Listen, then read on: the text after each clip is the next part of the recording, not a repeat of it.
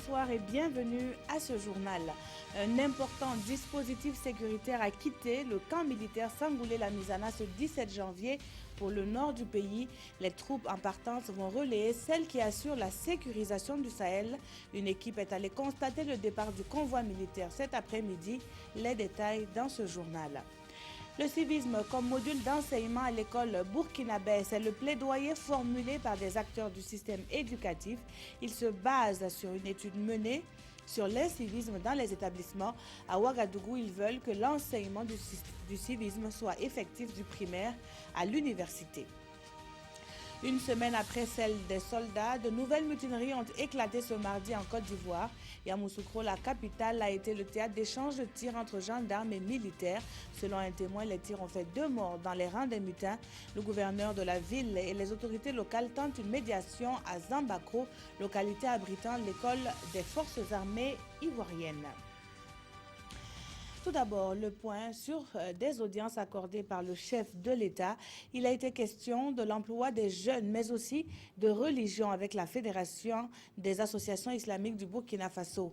Avant cela, Roch Kaboré s'est entretenu avec les membres de la CENI qui comptent faire du vote des Burkinabés de l'étranger une réalité en 2020. Le point avec Isiaka Ouedraogo et Estelle Judith Assogba. Cette audience des membres de la Commission électorale nationale indépendante CENI avec le chef de l'État a un double objectif. Présenter l'équipe que dirige Newton Ahmed Bari depuis le 1er août 2016 au président Roch Marc Christian Kaboré et lui faire part des défis de l'institution dans le cadre du cycle électoral 2016-2020. Le défi le plus important sur lequel évidemment nous communiquons nous depuis longtemps, c'est l'organisation et la réussite du vote des Burkinabés de l'étranger. Nous avons exposé au président les préliminaires, les travaux que nous avons déjà faits. Nous avons essayé de dégrossir un peu le processus. Nous lui avons exposé donc les grands traits du processus que nous proposons qu'on puisse mettre en place. Ensuite, il y a aussi la consolidation de l'institution. À la suite des membres de la CENI, c'est la Fédération des associations islamiques du Burkina qui a été reçue par le président du Faso. Au nom de l'ensemble de la communauté musulmane, la fédération est venue traduire sa gratitude à Roch Marc Christian Kaboré pour le retrait du projet de loi sur la liberté religieuse. Elle a aussi évoqué un certain nombre de préoccupations de la communauté musulmane. Il y a notre lecture même de la laïcité, ce que nous avons comme compréhension. Nous avons exposé la position des musulmans qui voudraient voir une laïcité qui puisse garantir en tout cas la paix entre les différentes communautés religieuses de ce pays et renforcer le vivre ensemble exemplaire que nous avons dans ce pays. Et nous avons aussi la question de nos arabisans et de nos écoles médersa qu'on a pu évoquer avec son Excellence pour qu'ils puissent savoir comment ces dispositifs fonctionnent et quelles sont leurs préoccupations actuellement. C'est Afrique Lands First Group qui a clos le balai des audiences en cette matinée. Le président de cette structure dit être venu échanger avec le président Roch Marc Christian Kaboré sur des sujets concernant l'entrepreneuriat au Burkina Faso. J'ai été invité par le chef de l'État pour discuter avec lui 2 problèmes essentiels. Le premier, c'est dans sa politique globale de promotion de la jeunesse et de l'entrepreneur burkinabé.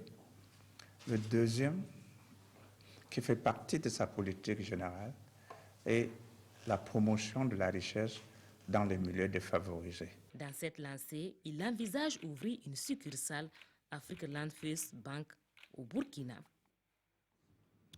À présent, ce qui a été donné à voir cet après-midi du côté du camp militaire Sangoulé-Lamizana, un convoi composé de troupes et de matériel militaire et dont vous vous en doutez, donc les effectifs sont inconnus, donc a quitté le camp pour la région du Sahel. Les troupes vont relayer celles qui sont déjà sur place depuis décembre pour la sécurisation de la partie frontalière Burkina-Mali. Constat, Ibrahima Sombier, Oumar Zombri.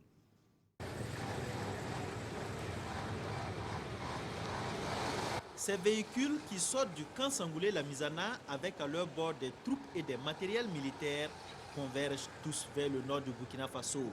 Ces hommes partent assurer la relève de ceux déployés sur le front depuis le 25 décembre dernier. L'objectif militaire est clair, contrôler la partie septentrionale du pays et selon la hiérarchie, il y a suffisamment d'hommes pour mener à bien cette mission de protection et de défense de cette partie du territoire national. Nous avons déployé un effectif qui nous permet de protéger la population, qui nous permet de nous protéger. Sur le plan du personnel, je dirais que ceux que nous avons rencontrés, en tout cas, ils ont le moral pour y aller, ils vont pour défendre leur pays. Je dirais également que nous comptons sur le soutien de la population. Le soutien de la population, voici un maillon essentiel dans la réussite de la tâche des hommes sur le terrain, selon le colonel Yves Tombiano. Et à ce propos, le chef de la division des opérations de l'armée de terre appelle la population à collaborer et à éviter les zones d'opération. Nous avons eu des cas malheureux, des gens qui ont franchi notre dispositif. Il y a eu une réaction de nos hommes. C'est des cas déplorables. Nous présentons sincèrement nos condoléances aux familles. J'aimerais également demander à la population de respecter les consignes de sécurité qu'il y a dans ces sites, surtout de nuit, qu'ils ne viennent pas à l'intérieur de notre dispositif et qu'ils collaborent. Le colonel Yves Tombiano exhorte la population à ne pas hésiter à fournir des renseignements aux forces armées nationales, car selon lui, c'est par des efforts conjugués entre civils et militaires que le Burkina Faso viendra à bout de ses attaques et de ceux qui en sont les auteurs. La capitalisation des efforts et les échanges d'informations, voici les armes retenues par les autorités régionales burkinabè et nigériennes réunies à Fadadungourma dans l'est du Burkina. Elles ont eu une rencontre d'amitié et de travail sur la criminalité transfrontalière et le terrorisme. Les détails avec Aimé Douamba et Mahamadi Ouedraogo.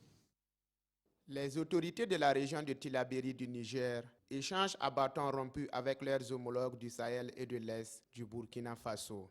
Objectif, parler le même langage dans la gestion des questions sécuritaires, notamment la criminalité transfrontalière et la lutte contre le terrorisme.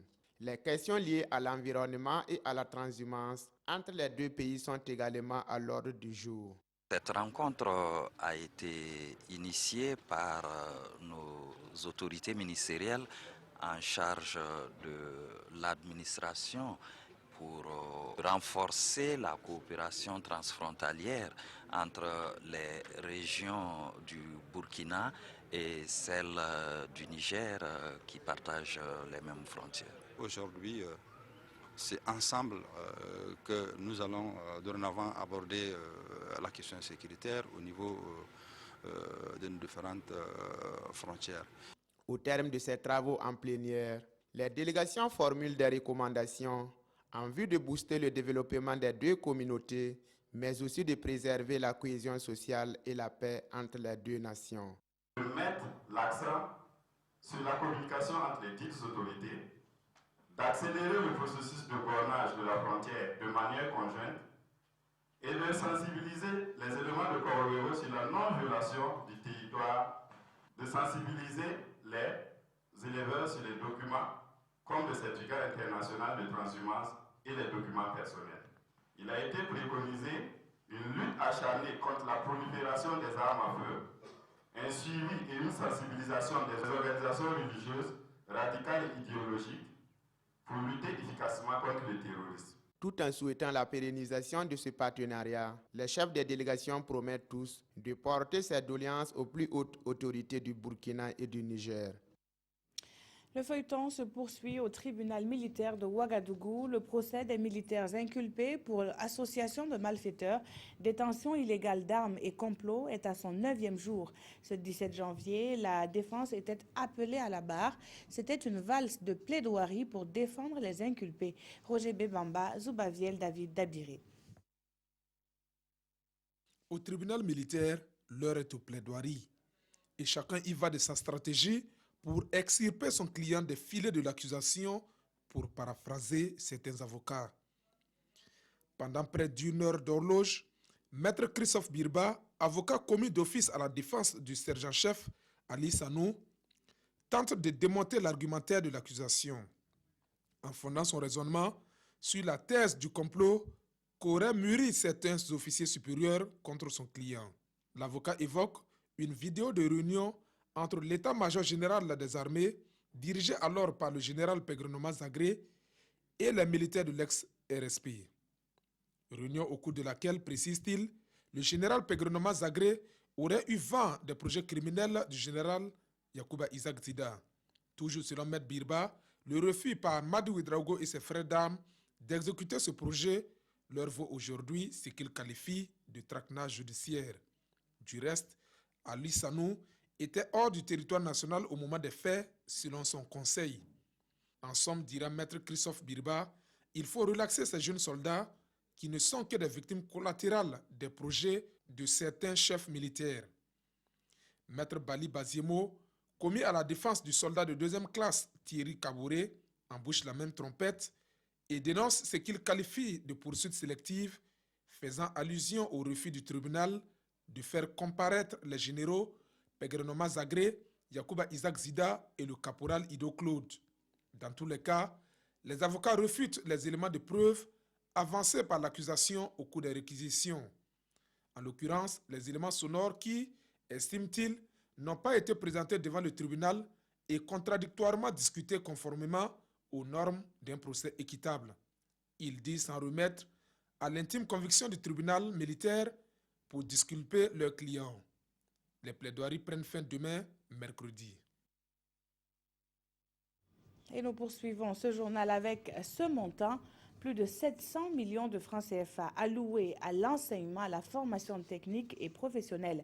Le ministre en charge de la jeunesse a procédé à la signature d'une convention avec le programme d'appui chargé de la mise en œuvre de cette politique. Les détails avec Souleymane Sanou et Draman Guéné. Ainsi, les cordons de la bourse se délient pour le programme d'appui à la politique sectorielle d'enseignement et de formation professionnelle. Cette signature de convention porte sur un financement de plus de 700 millions de francs CFA. C'est un prolongement du protocole de financement commun entre 7 partenaires techniques et financiers européens. Notre ministère est fortement impliqué dans la dynamique de la formation professionnelle et c'est le sens de cette cérémonie qui rentre en droite ligne et avec les priorités du gouvernement, les priorités du PNDS, les priorités du programme quinquennal de son Excellence Roch-Marc Christian Kabouré, qui veut faire du capital humain un vecteur de la croissance au Burkina Faso. Adopté depuis 2008, ce programme concerne les départements ministériels dont la première mission sont l'éducation et la formation professionnelle.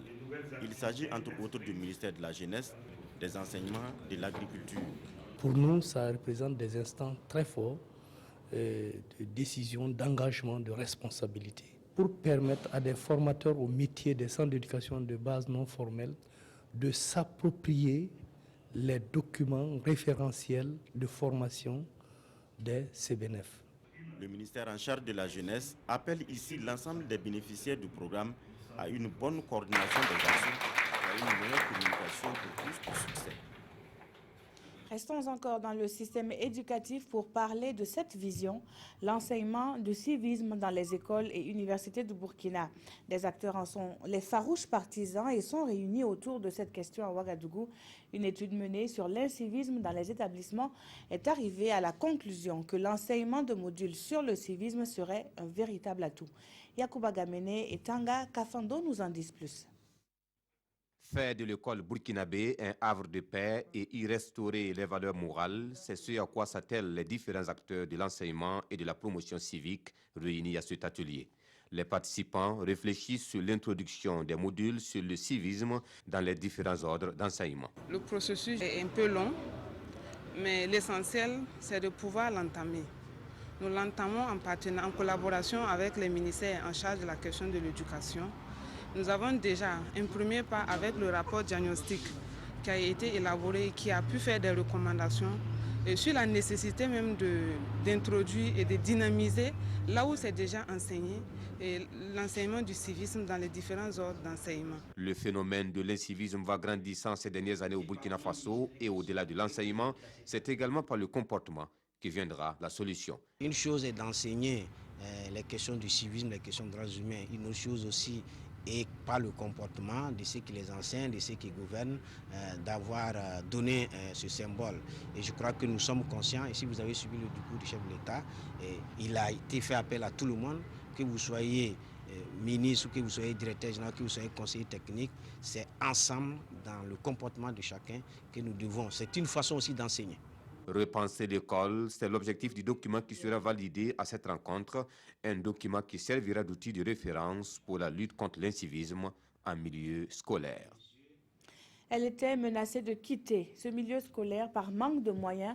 Pourtant, ses résultats sont des plus exemplaires. Et c'est ce que nous vous avons révélé dans un reportage la semaine dernière. Eh bien, Inès Sangré peut encore espérer devenir médecin et se consacrer à ses études. Plusieurs personnes morales et physiques ont marqué leur engagement à lui offrir des conditions scolaires adéquates, dont le ministère en charge de la femme. Désiré Ilboudo et Mahamadi Ouedraogo nous livrent l'épilogue de cette belle leçon d'espoir. Inès Sangré va pouvoir rejoindre ses camarades et réaliser ses rêves. Suite au reportage portant sur son abandon des salles de classe, diffusé par la RTB le 14 janvier 2017, le ministère de la Femme, de la Solidarité nationale et de la Famille, en collaboration avec des personnes ressources de la province du Kourou-Tenga, a immédiatement réagi. Arrivé à Koupéla, nous avons tenu aussi à échanger avec les autorités sur place. Selon leur dit, c'est depuis le 21 décembre passé qu'ils ont tenu l'excellence au titre de la province pour l'année 2016. Ils avaient déjà entrepris la demande pour lui trouver une place dans un lycée à Koupéla, c'est déjà un acquis. Et aussi, il y a un centre.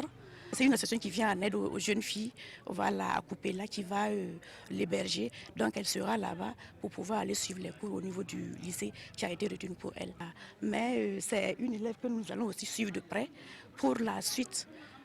Voilà, les années à venir, c'est sûr que nous allons aussi l'accompagner pour sa scolarisation. Cette décision vient soulager la mère de l'élève Inès Sangré. Je remercie tous ceux qui m'ont aidé pour que mon enfant reprenne les cours. Vraiment, les mots me manquent. Selon la directrice régionale en charge de la femme du Centre-Est, d'autres actions humanistes sont en perspective en vue de soutenir Madame Sangré dans la gestion de sa famille. Tout autre chose à présent, le regain de froid que connaît le pays profite bien à certains, les vendeurs de vêtements chauds. Une équipe de reportage a fait le tour de quelques points de vente de pullovers et autres accessoires de protection contre le vent et le constat est bien tranché. Les commerçants sont contents, les clients un peu moins, car ils estiment que les prix sont élevés. Reportage signé Adama Guiti, Fanta Kando et Bouma Ernest Nebier. Des habits pour se protéger du froid. Ici, il y en a de plusieurs modèles et qualités. Nous sommes au marché de Gunguin à Ouagadougou. Moussa Nikema fait de la vente de friperies son activité depuis une vingtaine d'années. Les mois de décembre, janvier et février constituent pour lui une période de vaches grasses. Comme c'est se protéger, ça fait que les gens viennent payer. Moi, je peux vous dire que, des fois, une fois qu'il y a la fraîcheur, moi, je peux vendre 10 à 12 pulls. Des fois plus, surtout au niveau des enfants. Le vent sec, froid et poussiéreux de l'harmattan peut être source de plusieurs maladies infectieuses. Pour se protéger, la population se tourne donc vers les pulls verts et autres vêtements contre le froid. Je suis venu chercher les pulls, comme il y a trop de fraîcheur, pour me protéger. La fraîcheur qu'on vit actuellement n'est pas ça, il y a trop de vent. Pour se protéger contre les bronchite, la pneumonie, tout ça là. Je suis venue pour payer des pantalons pour ma petite fille. Parce qu'il y a la fraîcheur, il y a trop de maladies. Je dois la protéger. Pull, blouson, chapeau, écharpe, tout y passe en ce moment. Pour ce qui est des prix, clients et vendeurs apprécient différemment. Les prix sont bien pour les vendeurs, mais pas pour les clients. Je voulais un blouson que le vendeur a refusé de me céder à 2000 francs. J'ai donc pris un de 1000 francs. C'est un peu cher par rapport au moment de la chaleur. Au moment de la chaleur, c'est un peu moins cher. Mais au moment de la fraîcheur, là, tout est cher. Ce n'est pas cher. Quand ça quitte l'Europe, c'est moins cher, mais ce sont les taxes et les coûts de transport qui font que les prix augmentent. En attendant au moins la mi-mars, fin de la période de l'harmattan, la vente des vêtements contre le froid continuera certainement à drainer du monde. Cela au grand bonheur de leurs vendeurs. Parlons à présent production d'or au Burkina. Le pays fait partie du top 5 des producteurs d'or du continent avec un secteur minier qui a connu un cycle complet. D'abord une hausse, puis une baisse, mais également une crise financière. Ces annonces ont été faites au cours d'une conférence de presse animée par les nouveaux dirigeants de la Chambre des mines du Burkina. Pawan Drogo, Jean Zongo et Yolande Lompo nous présentent cette équipe. À la Chambre des mines du Burkina, le docteur Élie Justin Ouedraogo passe le témoin à Tidiane René Barry, celui-là même qui a œuvré de par le passé à la promotion de l'industrie minière en qualité de vice-président de la dite chambre. Actuellement directeur des affaires corporatives d'une société minière de la place, c'est un homme averti qu'il prend les rênes de cette structure pour un mandat de 2 ans. Nous allons faire en sorte que la Chambre des mines puisse vraiment mettre l'accent sur une communication vraiment permanente avec l'ensemble des parties prenantes du secteur minier et même l'opinion publique de façon générale. Le secteur reste toujours incompris et il nous appartient donc de jouer notre partition, faire en sorte que les gens sachent que c'est un secteur qui représente un vrai levier pour le développement économique et social de notre pays. Nous mettons l'accent notamment sur les questions de responsabilité sociale de l'entreprise, de nos membres. Nous mettons également l'accent sur la fourniture locale de biens et services miniers. Sitôt la passation de charges terminée, la nouvelle équipe a animé une conférence de presse pour mieux faire connaître les actions menées par la CNB. De 2008 à 2015, le secteur minier a apporté près de 916 milliards de francs CFA de contributions directes au budget de l'État. Et en vue de limiter les conflits sociaux dans ce secteur, la Chambre des mines du Burkina, créée en 2011, est en négociation avec les partenaires sociaux pour l'adoption d'une convention collective sectorielle. Suite aux nombreux accidents mortels, incluant les transporteurs en commun, le gouvernement avait adopté un décret portant obligation de limitation de vitesse à 90 km/h. Cependant, il manquait un dispositif permettant de contrôler ces véhicules. Mais depuis ce jour 17 janvier, c'est chose faite. Le Centre de contrôle des véhicules automobiles s'est doté de ce dispositif de contrôle. Témoignage Nongbakouda Maïmouna Traoré. Le conducteur de ce cas de transport en commun a beau appuyer sur l'accélérateur, la vitesse maximale n'excédera jamais 90 km à l'heure. Ainsi le recommande la loi sur la limitation des vitesses. 50 km à l'heure en agglomération, 90 en hors agglomération et 80 km à l'heure pour les véhicules transportant des matières dangereuses. Nous avons commencé par les véhicules de transport de personnes de plus de 50 places, parce que ce sont eux qui ont créé l'émoi qui a suscité donc la prise de cet arrêté. Mais bien sûr, au-delà, il y a les véhicules de entre 30 et 50 places qui seront concernés. Mais je peux vous dire que les tracteurs routiers sont déjà presque tous équipés de limiteurs. Sauf que souvent, c'est limité à 105, 110. Alors que pour les tracteurs, chez nous, c'est limité à 80. Les propriétaires de véhicules de transport routier ont 3 mois pour se conformer à la loi en y installant un limiteur de vitesse. Tous les cars du Burkina Faso devront passer ici parce que c'est même inscrit maintenant dans les documents du centre de contrôle automobile. C'est un motif d'échec pour avoir la carte de visite technique. Les transporteurs routiers, à travers leurs représentants, ont salué la mesure et rassuré les autorités quant au respect de la loi. Nous, on n'achète pas ces véhicules pour tuer les gens, c'est commerce. Quand ça arrive, c'est risque de métier. Sinon, quand ça arrive, nous ne sommes même pas contents. Donc, vraiment, nous sommes très satisfaits avec ces mesures. Et pour minimiser les risques d'accident, les transporteurs routiers devront également respecter la réglementation sur les temps de conduite et de repos. La durée totale maximale de conduite ne doit pas dépasser 9 heures par jour et le chauffeur a droit à un repos hebdomadaire de 24 heures consécutives. Actualité en bref, on les pensait réglées suite à l'annonce du règlement des primes réclamées par les militaires. Des mutineries ont encore éclaté en Côte d'Ivoire, notamment à Yamoussoukro, la capitale, et Bouaké. Les gendarmes mutins et les militaires qui ont touché leurs primes depuis hier s'affrontent. Les soldats sont sortis dans les rues de Yamoussoukro dans la matinée et ont pris le contrôle de 2 commissariats, de la gendarmerie et de la préfecture de police. Selon un témoin, les échanges de tirs ont fait au moins 2 morts côté mutin. Le gouverneur de la capitale et les chefs religieux et coutumiers auraient eu des échanges avec les mutins dans le but de calmer les tensions. Des affrontements auraient également eu dans la journée à Bouaké, Dimbokro, Man et Daloa.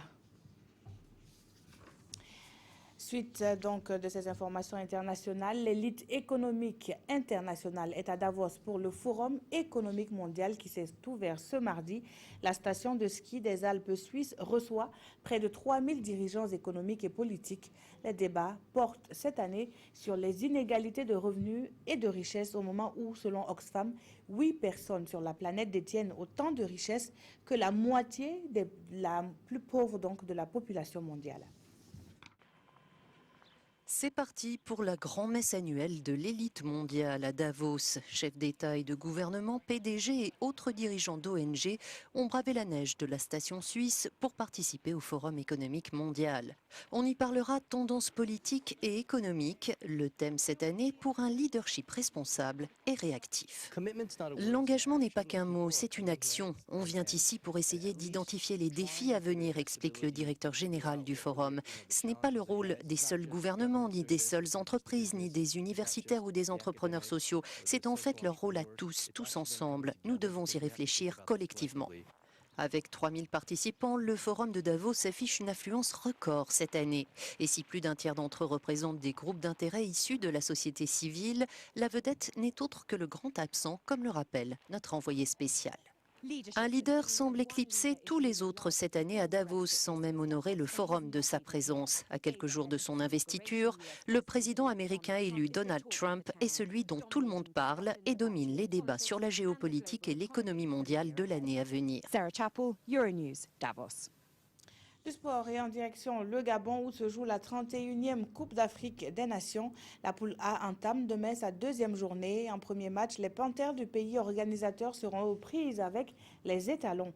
À la veille de cette rencontre tant attendue, comment se porte le 11 national? Nos envoyés spéciaux Arthur Ouedraogo et Mahamadi Ouena nous livrent ici quelques éléments de réponse. Le match de demain sera la 8e confrontation entre les étalons du Burkina et les Panthères du Gabon depuis 2010. Pour l'instant, la balance pèse en faveur du Gabon qui totalise 3 victoires, 3 matchs nuls pour une seule victoire du Burkina. Une victoire enregistrée le 16 septembre 2013 quand Paulo Duarte était aux commandes des Panthères. Et sur la seule opposition entre Panthères et étalons en phase finale de CAN. Les Panthères s'étaient imposés sur le score de 2-0 en 2015 à Malabo. C'est donc 2 équipes qui se connaissent bien et qui se respectent mutuellement qui vont s'affronter pour ce premier match de la 2e journée de la poule A. Le football, quand on joue, on prend beaucoup de plaisir. Voilà, on prend beaucoup de plaisir. Et je pense que voilà, tout le monde prend du plaisir sur le terrain. Et voilà, donc je pense que demain, ça va être un très très bon match, un match ouvert. Et voilà, je pense qu'on va continuer à jouer sur cette lancée voilà, et pour essayer de faire un bon résultat demain. Pour Paulo Duarte, il ne sera en aucun cas question pour lui de jouer le match nul. Les étalons vont aborder la rencontre dans l'esprit de la gagner, même si en principe, il revient au Gabon de faire le jeu. Dans l'adversaire, c'est pour analyser dans le match, et quand le match arrive, c'est pour jouer. Dans le match, pour moi, il n'a pas de blessure. Il y a 11 joueurs derrière, de l'autre côté, que ce soit le Gabon, que ce soit la Chine. Donc on va jouer pour gagner, on va dignifier le spectacle. Les Panthères du Gabon jouent à domicile et Paulo Duarte souhaite seulement que les arbitres soient impartiaux. Et je suis sûr aussi que l'équipe d'arbitrage est consciente de la responsabilité de ce match. Il va faire aussi un grand match pour que la CAN réussisse, pour que la CAN donne une grande image.